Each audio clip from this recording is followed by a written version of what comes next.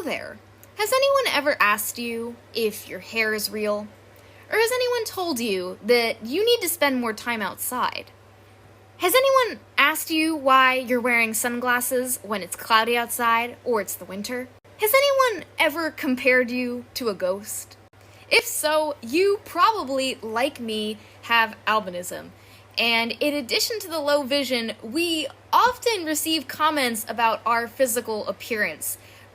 Whether it be our pale skin or our white hair, people often recognize that we look different from most other people in our communities, which can be very exhausting and lead to some low self-esteem. To celebrate International Albinism Awareness Day, which occurs every year on June 13th, I wanted to discuss what albinism is and how I learned to accept the physical features I have because of it.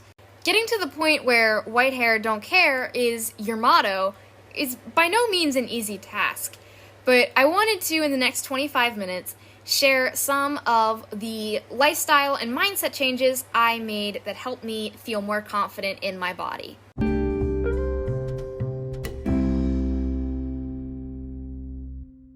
Hi everyone, I hope you all are doing well and enjoying your summer so far. I recorded, I always feel the tendency to say filmed.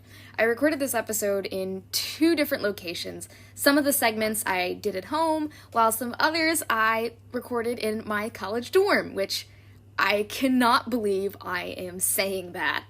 All I have to say is recording in a dorm is very interesting because there's actually construction going on right outside, so every few minutes there's like this drill that goes off, so I have to be very strategic about when I record. The elevator in my dorm is also very loud. It almost makes it shakes when you go down, like think the Tower of Terror. That's how I felt the first time I went down it because I was not warned. I guess one of the strangest things about living in a building with so many other people is that there will just occasionally be these loud crashes, and if you were at home, it would concern you, but in a dorm, it's like, oh, that's just somebody trying to take out the trash, or somebody slamming their door. It's all normal. Anyways, I'm here for a summer program till the beginning of July, and I've only been here a week, but I already think I could make an entire episode about all of the awkward moments and tips I've gathered about living on a college campus with a visual impairment. But for now, we are here to discuss and celebrate International Albinism Awareness Day, which is on June 13th. When I was thinking about this episode, I realized that I had mentioned that I had albinism in other episodes, but I had never really fully discussed or defined what it is. My goal with the podcast, at least initially, was to make episodes that anybody who is blind or visually impaired could relate to, not just people with albinism. But since the holiday is coming up, I thought I'd give it a little extra special attention. I'm going to start off with a crash course on albinism, Albinism 101 if you will. If you personally have albinism or know someone really well who does, this all might be information you know, so if that's you, feel free to skip a few minutes ahead. What I mainly wanted to talk about today was how my unique appearance that I have because of albinism influences social interactions and my self-esteem. In The Art of the Blind Joke, I had discussed how I had learned to accept my blindness and view it more positively, but I feel like I was missing out on a whole other element of the story just by focusing on the vision alone. I think most teens and preteens struggle with some form of body insecurities, but I think when you have albinism, those can be amplified because your appearance is drastically different than most of your community members. As a result, people are more likely to ask questions about it or point it out, and even if they're doing it in a positive way, it still can cause you to put more focus on it and be critical of yourself. So, without further ado, let's get into the albinism crash course. As a result, some of us may not like these locations as much, but it's not as if it's completely impossible for us to visit those places. I first want to read a quote from NOAA's information page about albinism because one would think that after being albino for 18 years, I would be able to come up with a concise definition for the condition on my own, but no, you're getting a quote. Albinism is an inherited genetic condition that reduces the amount of melanin pigment formed in the skin, hair, and/or eyes. Albinism occurs in all racial and ethnic groups throughout the world. In the US, approximately 1 in 18 to 20,000 people have some type of albinism. In other parts of the world, the occurrence can be as high as 1 in 3,000. To be honest, I'm not a STEM kid, so I was never that interested in the science or the genetics behind albinism, but essentially it's a recessive trait, so most people who have it inherit an albinism trait from their mother and father, who usually have normal pigmentation. There are also several different types of albinism. Some will only impact your vision, while others will affect your hair and your skin. To date, researchers have found 7 different types of albinism, and I'm not going to go into detail about them, but NOAA does have more information if you're interested. I've actually never been tested, so I don't know which type of albinism I have. Unsurprisingly, people with albinism do have vision problems, which is why I have a podcast titled Legally Blonde and Blind. According to NOAA, the abnormal development of the retina and abnormal patterns of nerve connections between the eye and the brain cause low vision. There is a lot of variety with vision in the albinism community. Some of us are considered legally blind, which is defined as a visual acuity of 2200 or lower, while others have enough vision to drive. Many of us have nystagmus, which is involuntary rapid eye movement. It can go up and down, side to side, in a circular pattern. What this does, though, is it blurs our vision and reduces our depth perception. When I was little, I had slammed my head into a library door. It was one of those thick fireproof doors, and I hit my head right on the metal handle, and I had this big nasty gash. It wasn't my fault, by the way, surprisingly. Anyway, when we go to the ER, when the doctor came up to us, he had a heart attack because he saw my eyes shaking, but he didn't know I had nystagmus, so he thought I had sustained serious brain damage. But no, it's just nystagmus. And another interesting tidbit is that we normally can't feel it, at least I can't feel it unless I'm super tired, so we pretty much don't notice it.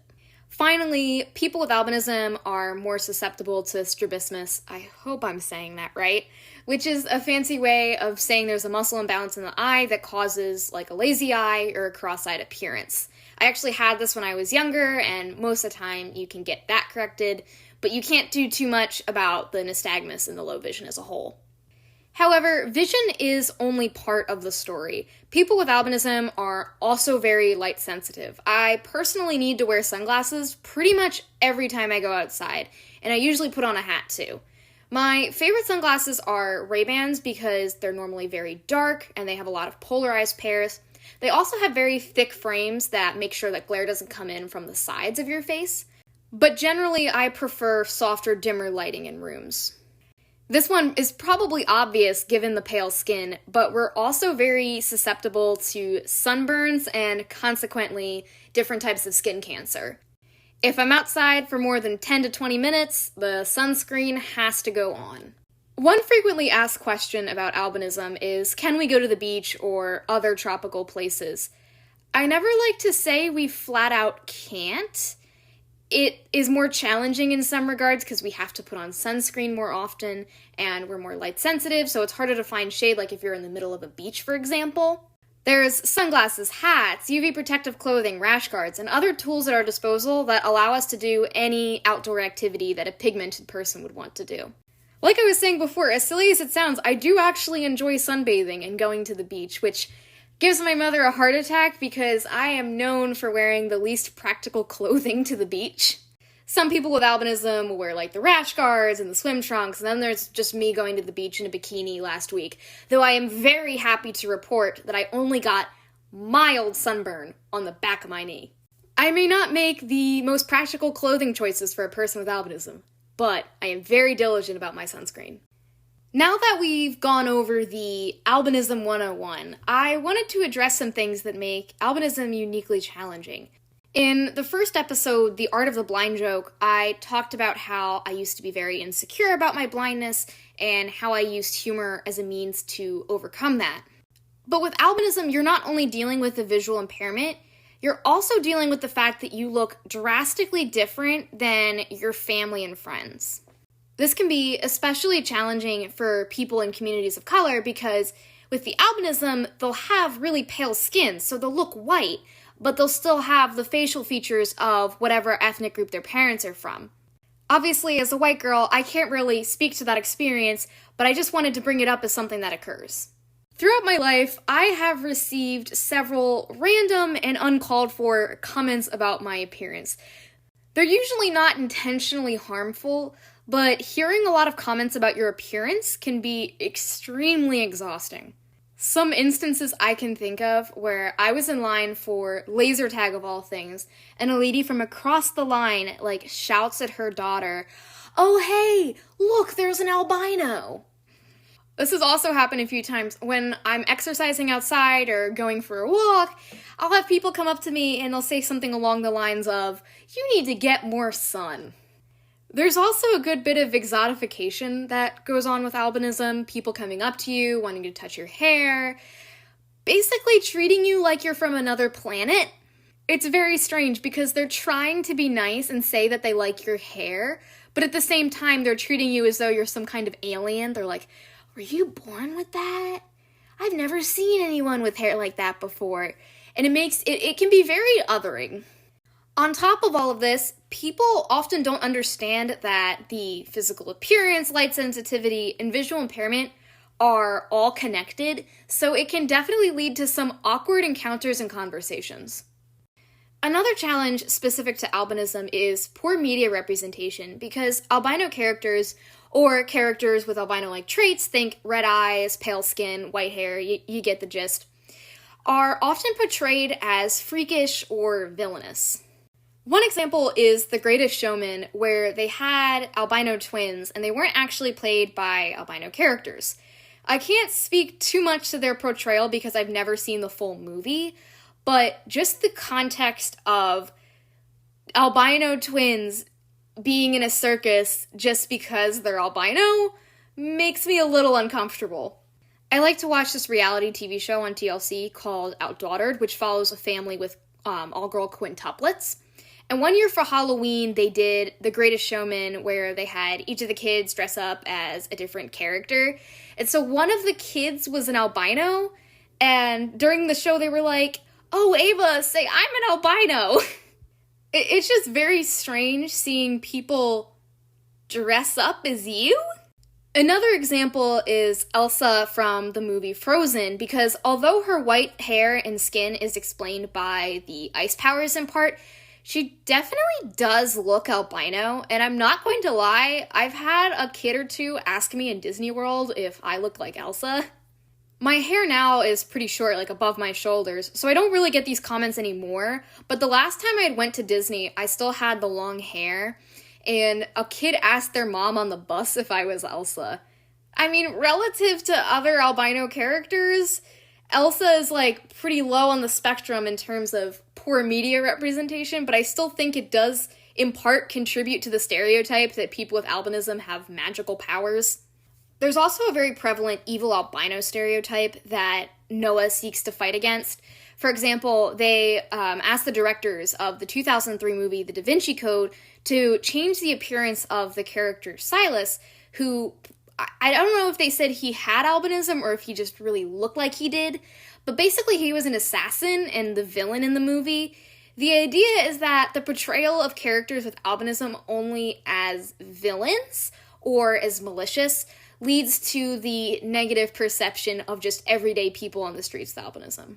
Finally, I wanted to touch on some of the persecution and discrimination people with albinism face throughout the world. Particularly, people with albinism in countries like Tanzania, Zimbabwe, and Kenya are hunted down for their body parts because they are believed to be good luck or have healing powers. On the other hand, people with albinism in several countries are also ostracized because interacting with them is believed to bring about bad luck. In addition to the social stigmas, people with albinism in developing countries are more susceptible to skin cancer, especially if they don't have access to sunscreen and other protective gear. I don't want to speak about this too much because I'm definitely not the expert here and I can't speak to someone's experiences if they live outside of the United States. But if you want to learn more about this, nonprofits like NOAA or Under the Same Sun are a great place to get more information and possibly donate. Most of my pigmented friends had no idea this was going on until I told them, and I didn't even know about this until a few years ago. But one of my goals on this podcast is to share my own experiences, but also keep in mind ways in which I'm privileged and ways in which other people's experiences are going to differ from mine. I did, however, want to read 2 quotes from an article that I was reading while researching for this episode. It was from The Conversation, and it was interviewing students in a South African university that had albinism about what their life and social interactions were like. The first one is, honestly, I think albinism is a curse because people always stare at me, talk about me behind my back, and also make very nasty remarks when I pass, saying that I do not know that my father is not black, but is a white person, and that is why I look the way I do. And the other one is, last year when I was pregnant, I was told that I must not look at albinos because if I do, I will get a child with albinism. Or if I look at them by mistake, I should spit at them to avoid a child with albinism. All of these barriers emerge from the fact that albinism and the physical traits associated with it are often perceived as supernatural, odd, undesirable, or cursed. What's important is accepting my physical limitations, like my low vision or the fact that I'll have to put on sunscreen more often, but at the same time being grateful for what my body does allow me to do. The main question I wanted to address in today's episode is how did I learn, and honestly I'm still in the process of, accepting my physical appearance when, whether it be through movies, TV shows, or passive-aggressive remarks made by strangers, I'm being told that I look weird or like a ghost or a vampire. Honestly, though, I don't even really mind the vampire comparison because I think it's very fitting for my personality. I hate the sun, and I feel like I would still hate the sun even if I didn't have albinism. My dad will often make jokes along the lines of, oh, it's not vampire weather when I want to go for a walk and it's really hot or something like that. So vampire is in part a term of endearment for me, but when random strangers say it, I don't appreciate it. A lot of you have probably heard about the body positivity movement, but in fact, most of the messaging never really resonated with me. I was at a place, especially during middle school and as I was going through puberty, where I was very insecure about things ranging from my height to my weight, but a lot of my insecurities did surround my albinism. And I found that it was very challenging for me to go from a position where I was very critical of my body to loving myself. It felt almost like too drastic of a transition. And saying some of those mantras to myself, like, I'm beautiful, albinism's beautiful, it almost had a backfire effect because I didn't believe what I was saying. And when other people would say it to me, it would almost draw more focus to my physical appearance and cause me to be more critical of it because I was thinking about it. The other problem with the body positivity movement is that oftentimes, especially in commercial campaigns, our bodies aren't represented. So you almost feel left out in a sense. And finally, the increased emphasis on body positivity can make you feel guilty if you aren't at a place yet where you can accept yourself. My first suggestion for anyone that's struggling with physical insecurities is to embrace body neutrality, which de-emphasizes physical attractiveness and pushes back against the notion that beauty is essential or an indicator of worth. It starts with saying mantras like, how I feel about myself has nothing to do with my appearance, rather than, I feel good about myself because I'm beautiful. It's a great first step because it encourages you to focus on what your body allows you to do, rather than how it appears. For example, if I'm feeling insecure about how pale I am compared to everyone else at the beach, I like to remind myself that my body is what allows me to go to the beach in the first place and experience all of the sights, sounds, and smells associated with it. What I especially appreciate about this movement is that it acknowledges that it's very hard to love your body sometimes, and you're not always going to feel great every day when you wake up. I think body positivity can be especially challenging for people with albinism because your appearance isn't considered the norm, and people often make comments about it. Even if they're nice comments, there's still an increased emphasis on your appearance. For me, at least, embracing body neutrality was very helpful because it allowed me to get to a place where I accepted my body and I understood that people may make comments about it, but that isn't an indicator of my worth. Once I got to a place where I could accept my body the way it was, I then began to look for clothing, makeup, and hairstyles that made me feel more confident. It may seem extremely superficial, and it is to some extent, but finding a style that makes you feel good and express yourself can really brighten your day. I was notorious for overdressing in high school because I loved to wear sundresses, heeled boots, wedges, sandals, rings, lipstick, all of that just to school when other people would wear something like a hoodie. Virtual school kind of ruined it for me, but when I go back to campus, I will definitely resume the dressing up trend. One common misconception about it that bothered me was when people would assume I was dressing that way to impress other people or to look cute. But in reality, putting on a dress and wearing happy colors with frills or ruffles, it just made me feel more energized and happy. It made me feel ready to take on the day. And if you don't feel that way in dresses, that's totally okay. My point here is that you should try to find clothing and any other kinds of accessories that make you feel good. This was especially helpful for things like hats or sunglasses because I most definitely needed them, but I hated wearing hats. When I was little, I used to have this pink sparkly, silver sparkly page boy, which is basically like a baseball hat with a wider brim. And I loved it. It was iconic. Everyone in my elementary school knew me by the hat. But in middle school and the beginning of high school, I hated it. I didn't want to be seen in any kind of hat. And looking back, it definitely does sound a little vain and honestly stupid because there were times where I could barely see and a hat would have been very helpful. But I want to talk about these things because these are real feelings that people with albinism have. Anyways, finding fedoras and cute beach hats made me feel a lot more confident because it shifted viewing things that I needed to thrive and navigate outside from a burden to something that I could be proud of, that I could feel confident in. And finally, the largest change that has helped me accept my albinism was starting to call myself albino. I feel like this is the hardest point to articulate because person first versus identity first language is often a contentious topic within the disability community, especially within the albinism community. A lot of organizations like NOAA, for example, choose to use person with albinism or PWA instead of albino.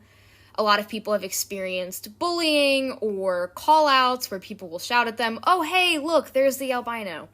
As a result, for a lot of people, the term brings up some negative memories, and they don't prefer to use it. But for me, choosing to start calling myself albino represented a larger shift from viewing albinism as something that afflicted me, like a disease, to something that's a part of my identity, a part of who I am, and something that shapes my experiences. I want to make clear, I feel like I say this at least 10,000 times during this podcast, but this is just my opinion.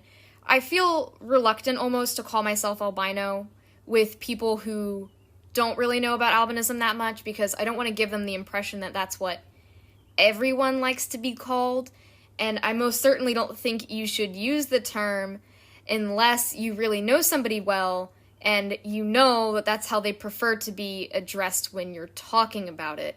What I want to emphasize is that the word has a lot of significance for people with albinism, and it shouldn't be something thrown around without any caution. Now that I've told you all of the reasons why people generally don't like being called albino, you may be thinking, Marissa, well, why do you call yourself that? Firstly, person-first language has always made me a bit uncomfortable, and I don't think I possessed the language to explain why until a year or two ago, but I feel that when people use it, it almost alludes to a certain level of discomfort with albinism. more often than not, people who use person-first language don't have a disability, and while I think in large part they do it to try and be respectful, I think there are instances where it's a way to gloss over it or to separate it from the person. I often sometimes felt like this backfire effect. Like, I know it's supposed to emphasize that you're a person, right, and that your albinism doesn't define you, but there would be times where I'd think to myself, well, why do I have to be constantly reminded that I'm a person? Is there something about albinism that inherently is bad, or that I need to separate from myself, that I need to hide, that people need to be reminded that I'm a person? One can make the argument that I overthink it a little bit, and I probably do. I'm not implying that people who say the term person with albinism are intending to give it a negative connotation or to hide it. I'm not saying that at all. I'm just saying this is why the language has made me personally uncomfortable. Anyways, at a time when I was starting to think about how my blindness and my albinism related to my identity and my experiences, I had begun to start calling myself albino because, well, honestly, at first it was more of a defense mechanism, similarly to how with some of the blind jokes I would say them as a way so that people couldn't have that sort of power over me. But over time, it became a way of expressing that this is a part of my identity, this is a part of who I am, there's nothing wrong with that. I feel like there's so much emphasis on, oh, your disability doesn't define you. I'm not implying that it does define me, but I am acknowledging that it is a major part of who I am. It has shaped my personality, my experiences, the people I have met. And hey, I'm proud of that. This may seem insignificant, but for at least 4 years, at least throughout the entirety of high school, I had your favorite albino as my Instagram bio.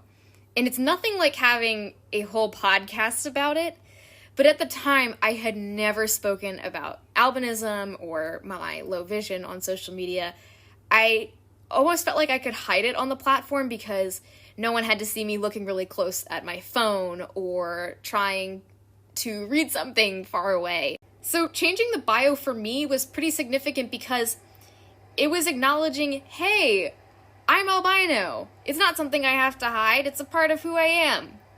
My point here is to not try to, convince every single person to start using albino instead of PWA or person with albinism. Rather, I want to highlight how the change in language personally helped me accept my albinism. I think this change in mindset can happen regardless of how you choose to refer to yourself. But for me, calling myself albino helped me embrace who I am. That is all I have for today, everyone. Thank you so much for listening. I apologize for any sparse updates. Like I said, moving in and adjusting it's been wonderful. I love being in the city and getting to see so many new things, but it is rather hectic. One of the strangest things about recording in a dorm that I haven't already addressed is the fact that I can't stand the idea of people hearing me while I'm recording. I always record my podcast when my family isn't around, not only just so I have the quiet, but also so that they don't hear me talking to myself. I wonder if my roommates, or my neighbor mates rather, are thinking, is she just having a full out phone conversation, or is she talking to herself? Is she talking to her stuffed animal? I don't know. But once again, thank you for listening. I'm hoping for International Albinism Awareness Day to post some resources in my link tree, which you can find on my Instagram bio and my Facebook bio. I'll also post some links to information and resources in my social media posts for this episode. I am not claiming to be the expert on albinism. I've had it for 18 years, but I know everyone's experience is different in that it's really important to learn about how albinism impacts different communities. If you liked listening, make sure to follow Legally Blonde and Blind on Spotify, Apple Podcasts, or wherever you get your podcasts. Make sure to also stay updated on my social media pages, my Instagram account, legallybb_, and my Facebook page. Thank you all for listening, and I hope to see you soon.